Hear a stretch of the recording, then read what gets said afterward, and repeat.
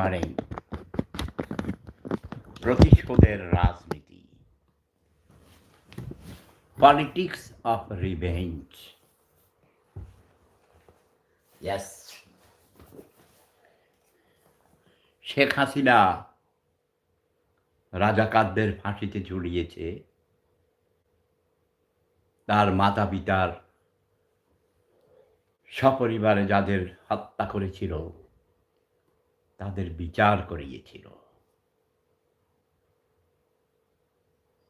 তারই প্রতিশোধ নিচ্ছে ৭১ পরাজিত ঘাতক রাজাকার আল বদর আল শামসরা। গত বছরের জুলাই অভ্যুত্থান নামে একটি ষড়যন্ত্র ঘটিয়ে একটি প্রহসনের অভ্যুত্থান, মূলত ৭১ পরাজিত ঘাতক রাজাকার আল বদর আল শামসরা তাদের পরাজয়ের গ্লানি মুছতে পারেনি, মোছার জন্যেই, এবং রাজাকারদের ফাঁসিতে ঝুলাবার প্রতিশোধ নেয়ার জন্যেই এই প্রহসনের নাটক, এই প্রহসনের বিচার ট্রাইব্যুনাল, আন্তর্জাতিক বিচার ট্রাইব্যুনাল, যে বিচার ট্রাইব্যুনাল গঠন করেছিলেন শেখ হাসিনা নিজেই। আমার ছোটবেলার একটি কথা, অনেক কথাই মনে পড়ে। আমার দাদার অনেক জ্ঞানী ছিলেন, ১২০ বছর হায়াত পেয়েছিলেন, অনেক বুজুর্গ মানুষ ছিলেন। আপনারা জানেন আমার পূর্বপুরুষরা আমাদের নবী হজরত মোহাম্মদ মুস্তফা সাল্লাল্লাহু আলাইহি ওয়াসাল্লামের বংশধর ছিলেন। এই যে আমার নবীজির রওজা মোবারকের পাশে বসে আমি ধ্যান করি, সারাক্ষণ জিকির করি, স্টাডি করি, লেখাপড়া করি, কিন্তু মন খারাপ। এই যে প্রতিশোধের নেশা, প্রতিশোধের রাজনীতি আর কত যুগ ধরে চলবে? শেখ হাসিনা তথা আওয়ামী লীগকে হটিয়ে একবার বঙ্গবন্ধুকে সপরিবারে রাতের অন্ধকারে নির্মূল করে দেওয়ার সেই প্রচেষ্টা এবং করেছিল শেখ হাসিনা এবং শেখ রেহানা দেশের বাহিরে থাকার কারণে তারা বেঁচে গিয়েছিল। তারা ২১ বছর আওয়ামী লীগ ক্ষমতার বাহিরে থাকার পর আবার ক্ষমতায় এসে শেখ হাসিনা তার মা বাবার হত্যার প্রতিশোধ তথা বিচার করিয়েছিলেন। তিনি তো আর বিচার করতেছিলেন না, তিনি বিচার করেন নাই, বিচার করিয়েছিলেন। অতঃপর প্রায় ১৫-১৬ বছরের মতো ক্ষমতায় থাকার পর শেখ হাসিনা ক্ষমতাচ্যুত হন নিজের অনেক ভুলের কারণে। তার দলের নেতাদের, মন্ত্রীদের, বিশেষ করে ওবায়দুল কাদেরের ঘাড়তাড়ামির কারণে আমাদের ছাত্রলীগই ঠেকাবে, তার সবচেয়ে জঘন্য এই কথাগুলো আওয়ামী লীগের লোকদের মনেও অনেক কষ্টের কারণ হয়েছিল। আমি আওয়ামী লীগ করি না ভাই, আর সবাই আমার পরিবারের ৯৯% আওয়ামী লীগ করে। আওয়ামী লীগের জন্মের সাথে জড়িত ছিল আমার পরিবার। আমার বড় ভাইকেও হত্যা করা হয়েছে এই যে মাত্র ৭ মাস চলছে। শেখ হাসিনার পতনের পর আমাদের পরিবারের উপর অনেক নির্যাতন নেমে এসেছে, বারবার এসেছে। যুদ্ধের সময় আমাদের ঘর বাড়ি জ্বালিয়ে পুড়িয়ে ছাই করে দেওয়া হয়েছিল। অপরাধ, আমরা ৬ ভাই মুক্তিযোদ্ধা ছিলাম এবং আমার মা বাবাও মুক্তিযুদ্ধের পক্ষে লড়াই করেছিল, মুক্তিযুদ্ধ সংগঠিত করেছিলেন। ইংল্যান্ডের মাটিতে বসে আমার বড় জ্যাঠা, আমার বাবা, আমার বড় চাচাজি সবাই মিলে। আমার ছোট ভাই মরহুম আলহাজ ফয়েজ আহমদ মাত্র ৬ সপ্তাহ চলছে, তার মৃত্যু হয়েছে, ৬ সপ্তাহ হয়ে গেছে। এই যে বড় বড় নেতা নেত্রীদের প্রতিশোধের নেশা। প্রফেসর ডক্টর মোহাম্মদ ইউনূসকে আইনের মাধ্যমেই শেখ হাসিনা গ্রামীণ ব্যাংকের মহাপরিচালকের এমডি পদ থেকে, ম্যানেজিং ডাইরেক্টর পদ থেকে সরিয়ে দিয়েছিলেন। তিনি সরতে চান নাই। এখনও তার বয়স ৮৫ বছর। তিনি ক্ষমতায় এসেছেন চক্রান্ত করে। সময়ের প্রয়োজনে কিছু চক্রান্তকারীরা তাকেই ঠিক করেছেন। মনে করেছে তার একটা ইন্টারন্যাশনাল ইমেজ আছে, সেটাকে কাজে লাগাবার জন্যে। ডক্টর ইউনূসের চেয়ে আরও অনেক যোগ্যতা সম্পন্ন ব্যক্তিত্ব বাংলার মাটিতে আছেন। তার চেয়ে বয়সে অনেক ছোটও আছেন, অনেকেই আছেন। কিন্তু এইসব রাজনীতি নোংরামির কারণে, পলিটিক্সের কারণে আজ যারা মুক্তিযুদ্ধের সংগঠক, মুক্তিযোদ্ধা, একজন অনেক পারিবারিকভাবে অনেক নাম করা রাজনীতিবিদ আজ জেলে পচে পচে ধুকে ধুকে মরছে। মেনন ভাই আমার অত্যন্ত শ্রদ্ধাভাজন ব্যক্তিত্ব।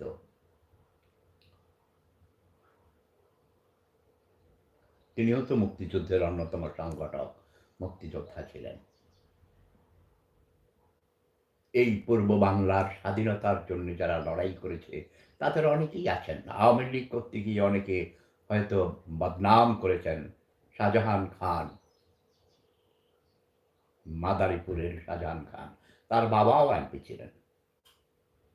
শাহজাহান খান মন্ত্রী ছিলেন, যদিও আমি আমার হাঁটুয়াপাকে বলে তার মন্ত্রিত্ব খেয়ে দিয়েছি। ইয়াস, অনেকে অনেক বেশি বাড়াবাড়ি করেছেন। দীপুমণি চাঁদপুরের আমার সম্পর্কের ভাগ্নি হয়, তা ঐতিহ্যগতভাবে তারা অনেক ভালো পরিবারের সন্তান। পররাষ্ট্রমন্ত্রী ছিলেন, স্বরাষ্ট্রমন্ত্রী ছিলেন, না স্বরাষ্ট্র নয়, স্বরাষ্ট্রমন্ত্রী আমাদের চাঁদপুরেরই দুইজন ছিলেন। একজন আমার উপজেলার চাঁদপুর ৫ আসনের হাজীগঞ্জ শাহরাস্তির, যিনি ৫ বার এমপি হয়েছিলেন, মহান মুক্তিযুদ্ধ চলাকালীন সময়ে ১ নম্বর সেক্টরের কমান্ডার ছিলেন। পরবর্তী সময়ে তিনি স্বরাষ্ট্রমন্ত্রী ছিলেন। এবং আমাদের পাশের থানাতেই কচুয়া থানার আরেক সম্ভ্রান্ত পরিবারের সন্তান, যার পরিবারে প্রায় ১৫০ থেকে ২০০ জন ডক্টরেট করেছেন, এমন মখা আলমগীর সম্পর্কে আমার ভাই হয়। যাই হোক, আত্মীয় আত্মীয় আত্মীয়ের আত্মীয় আর কি। বড় লোক সবার আত্মীয়, এটা বোঝেন না? সে হিসাবে আমারও আত্মীয়। তারপরে তিনিও স্বরাষ্ট্রমন্ত্রী ছিলেন। দীপুমণি শিক্ষামন্ত্রী ছিলেন। আজ কোর্টে হাজির করতে গিয়ে তার ঘাড়ে থাপ্পড় মারে মানুষ। এভাবে নির্যাতিত হচ্ছে। তবে শিল্পীদের উপর, শিল্পী, সাহিত্যিক, সাংবাদিক, বুদ্ধিজীবী, শিক্ষক, বিচারপতি কালো মানিক সাহেবের উপর জঘন্য নির্যাতন হয়েছে, অমানসিক নির্যাতন। এটা ঠিক হয়নি, এভাবে করা ঠিক নয়। আমি মনে করি সবাইকেই মানবিক হতে হবে। জেলখানায় যারা আছেন তাদের সাথে মানবিক আচরণ করা হচ্ছে না, আমি শুনেছি। আমি একজন মানবাধিকার কর্মী হিসাবে, ওয়ার্ল্ড পিস মিশনের চেয়ারম্যান হিসাবে, অ্যামনেস্টি ইন্টারন্যাশনালের সাথে দীর্ঘদিন থেকে কাজ করেছি। মানবাধিকার সংস্থার অনেক আন্তর্জাতিক সংস্থার সাথে কাজ করে আসছি। মুক্তিযুদ্ধের অন্যতম সংগঠক, একজন প্রকৃত মুক্তিযোদ্ধা হিসাবে আমি ভাতাখোর মুক্তিযোদ্ধা না। আমার ভাইদের মধ্যে একজন ভাই, তিনি মারা গেছেন, তার বিধবা স্ত্রী কিছু ভাতা পায়। এছাড়া আমরা আর কোনো ভাই মুক্তিযোদ্ধার লিস্টে নামই উঠেই নেই। ভাতা তো নেই, আর প্রশ্নই ওঠে না। মহান আল্লাহ রাব্বুল আলামিন আমাদের ভালোই চালাচ্ছেন। হালাল রুজি খেয়ে আমরা বেঁচে আছি যারা ৩ ভাই মরে গেছেন। আর ৩ ভাই আছি আমরা ৬ ভাইয়ের মধ্যে। আমি অনুরোধ করব হিংসা বিদ্বেষ বন্ধ করুন। আওয়ামী লীগের লোকদের প্রতি সৎ আচরণ করুন। হ্যাঁ, বিচারের কাঠগড়ায় আপনারা এনেছেন। এটা কারা বিচারপতি, কারা কি আমি সব জানি। অ্যাটর্নি জেনারেল, প্রধান বিচারপতি আপনারা পুরা সেট পাল্টিয়ে দিয়েছেন। তাই না? চিফ প্রসিকিউটরকে আমি চিনি। সবাইকেই চিনি কম বেশি। যদিও for the last 35 years I am living in abroad. বিদেশে প্রবাসে থাকি। প্রবাস থেকেও প্রাণ পড়ে থাকে সেই সোনার বাংলায়, আমার মায়ের প্রাণের কাছে। সুজলা শ্যামলা, শস্য শ্যামলা, সুজলা সুফলা, শ্রেষ্ঠ সশস্য শ্যামলা। দাঁত নাই আই উল্টা দিকে চলে কি করি আমি? আই ঠিক করি কা। সুজলা সুফলা, শস্য শ্যামলা সোনার বাংলায়, যে বাংলাকে স্বাধীন করতে গিয়ে ভাঙা মেরুদণ্ড আজও চিনচিন করে ব্যথা করে। ইঞ্জেকশন নিতে হয় প্রতিদিন ১৫-২০টা করে। ভাঙা মেরুদণ্ড, থেরাপি। আজও থাইসি করে এসেছি, থেরাপি করে আসছি। বেঁচে আছি আজও লড়াই করে, সংগ্রাম করে। কিন্তু কষ্ট লাগে জাতির জনক বঙ্গবন্ধু শেখ মুজিবুর রহমানের পরিবারের জন্যে। তাঁর কন্যা শেখ হাসিনা, আমার প্রিয় হাঁটু আপার জন্যে অনেক মায়া লাগে। তিনি অনেক পরিশ্রম করেছেন দেশের উন্নয়নের জন্যে। কিন্তু তার ওই কাউয়া কাদিরা মাউয়া কাদিরা এইসব অপদার্থগুলো তাকে ডুবিয়েছে। তার আত্মীয় স্বজনেও অনেকে ছিলেন, এমপি মন্ত্রী হয়েছিল, লুটপাট করেছে। কিন্তু শেখ হাসিনা কোনো টাকা পয়সা লুটপাট করেছে বলে কোনো রেকর্ড নেই। তবে তিনি অন্যায়কে দমন করতে পারেননি, এটাই তার ব্যর্থতা। আমি শিওর কয়েকদিন অতি দ্রুত ব্যাগে ট্রাইব্যুনাল শেখ হাসিনার বিরুদ্ধে যে বিচার কার্য শুরু করেছেন আজকে শুনেছি। যদি ওদের রেকর্ডিং সিস্টেম, ব্রডকাস্টিং সিস্টেম বাজে ছিল, কোনো কথাই বুঝতে পারিনি। কারণ তাড়াহুড়া করে করছে অনভিজ্ঞ লোকজন, বোঝেন নাই? শেখ হাসিনাকে ফাঁসিতে ঝুলাবে। শুনেছি দেশ স্বাধীন হওয়ার পর নাকি বাংলাদেশে কোনো নারীকে মৃত্যুদণ্ড দেওয়া হয়নি। যাই হোক, যাবজ্জীবন কারাদণ্ড, আমৃত্যু কারাদণ্ড, এসব কিছু একটা দিবে, সর্বোচ্চ শাস্তি দিবে। যদিও এগুলো একটা বানোয়াট, মিথ্যা, সাজানো নাটক। শেখ হাসিনা অবশ্যই আবার ফিরে আসবেন। জয় বাংলা, জয় বঙ্গবন্ধু, জয় জনতা, জয় মানবতা। সবার কাছে আমি প্রার্থনা করছি, সবাই আমার প্রিয় হাঁটু আপার জন্যে প্রার্থনা করবেন, দোয়া করবেন, আশীর্বাদ করবেন, উইশ করবেন।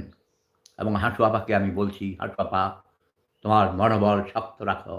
মহান আল্লাহ রাব্বুল আলামিন তোমাকে বাঁচিয়ে রেখেছেন, শেখ রেহানাকে বাঁচিয়ে রেখেছেন। তো অলৌকিক কারণে তোমরা বেঁচে গেছো। আমিও অনেক অলৌকিক কারণে বেঁচে গেছি। অগণিতবার আমার মৃত্যু হয়েছিল। আমার ওপেন হার্ট সার্জারি হয়েছে, পেসমেকার লাগানো, হার্ট লাগানো, রিং লাগানো, আরও কত কিছু, স্টেন্টিং করা যাকে বলে। আমি ক্যান্সারের রোগী। মহান আল্লাহ রাব্বুল আলামিন দেখো আজও আমাকে কি সুন্দর নুরানি চেহারা দিয়েছেন। ধন্যবাদ হে মাওলা, তোমার কাছে, তোমার দরবারে লাখো কোটি শুকর। এ পৃথিবীতে শান্তি এনে দাও মাওলা। আমার বাংলার মাটিতে শান্তি নেই। আমার প্রিয়জনরা বাংলার মাটিতে শুয়ে আছেন, যারা জীবিত আছেন তারা প্রতিক্ষণ অনেক কষ্টে আছেন, দুশ্চিন্তায় থাকেন। আমরা ২ কোটির উপর বাংলাদেশি, বাংলা ভাষাভাষী বাংলাদেশি নাগরিক প্রবাসে আছি। আমরা তার টাকা না পাঠাইলে আমাদের পরিবারের মানুষদের সদস্যদের চুলার আগুন জ্বলে না, অনেকের গাড়ির চাকা ঘুরে না, ডাক্তারের বিল দিতে পারে না, ওষুধ কিনতে পারে না মাওলা, কোরবানির গরু কিনতে পারে না, ভেড়া ছাগল কিনতে পারে না। আমাদেরকে তোমরা অশান্তিতে রাখো না। অন্তত আমরা যেন জানতে পারি যে আমাদের প্রিয়জনরা, আমার দেশের মানুষেরা, আমার মায়ের সন্তানরা, আমার বাংলা মায়ের এই ২০ কোটি মানুষ বাংলাদেশে যারা আছে তারা শান্তিতে আছে, দুবেলা দুমুঠো খেয়ে পরে বেঁচে আছে, মান ইজ্জতের সাথে জানমালের নিরাপত্তা নিয়ে বেঁচে আছে, এইটুকু যেন জানতে পারি মাওলা। আমিন সুম্মা আমিন। অবশেষে আমি একটা ছোট আমার প্রিয় কবিগুরু রবীন্দ্রনাথ ঠাকুরের এই কবিতাটা, এটা একটা গান হিসাবে গীতও হয়, সরি, এর আগে আমি অনেকবার এই গানটা গেয়েছি, কবিতা পড়েছি। আমার অত্যন্ত প্রিয় গীতাঞ্জলি কাব্যগ্রন্থে এটা প্রথম ১ নাম্বার কবিতা। আমার মাথা নত করে দাও হে তোমার চরণ ধুলার তলে, সকল অহংকার হে আমার ডুবাও চোখের জলে। নিজেরে করিতে গৌরব দান, নিজেরে কেবলই করি অপমান, আপনারে শুধু ঘেরিয়া ঘেরিয়া ঘুরে মরি পরে পরে। সকল অহংকার হে আমার ডুবাও চোখের জলে। আমারে না যেন করি প্রচার আমার আপন কাজে, তোমারই ইচ্ছা করো হে পুণ্য আমার জীবন মাঝে। যাচি হে তোমার চরম শান্তি, পরাণে তোমার পরম কান্তি, আমারে আড়াল করিয়া দাঁড়াও হৃদয় পদ্ম দলে। সকল অহংকার হে আমার ডুবাও চোখের জলে। আমার মাথা নত করে দাও হে তোমার চরণ ধুলার তলে।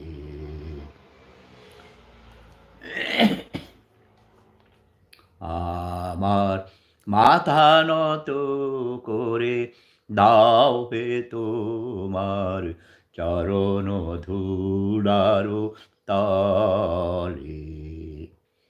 সকল অহংকার হে আমার ডুবাও চোখের জলে।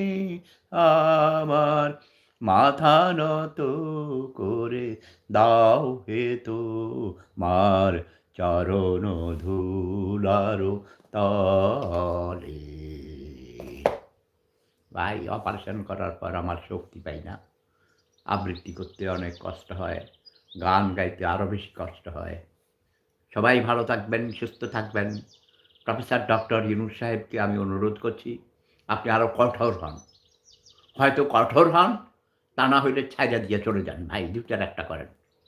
আপনি ব্যর্থ হয়েছেন, দেশে আইন শৃঙ্খলা নাই। কালকে শুনলাম দুইজন যুবককে মাইকে অ্যানাউন্স করে তাদেরকে পিটিয়ে হত্যা করা হয়েছে। নো, আপনাদের এই মব ভায়োলেন্স বন্ধ করুন। আর ওই স্বরাষ্ট্র মন্ত্রণালয়ের দায়িত্বে যাকে দিয়েছেন ভাই, ওর চেহারা দেখলেই চকিদারের মতো লাগে ভাই। দয়া করে আমি মাপ চাই, এরে সরাইয়া দেন ভাই, প্লিজ এরে সরাইয়া দেন। একজন আর্মির ওই কর্নেল লেভেলের অফিসারকে এনে দেন, রিটায়ার্ড কর্নেল আছে, অনেকেই আছেন, আমি নাম বলতে চাই না, আপনারা খুঁজে বের করুন।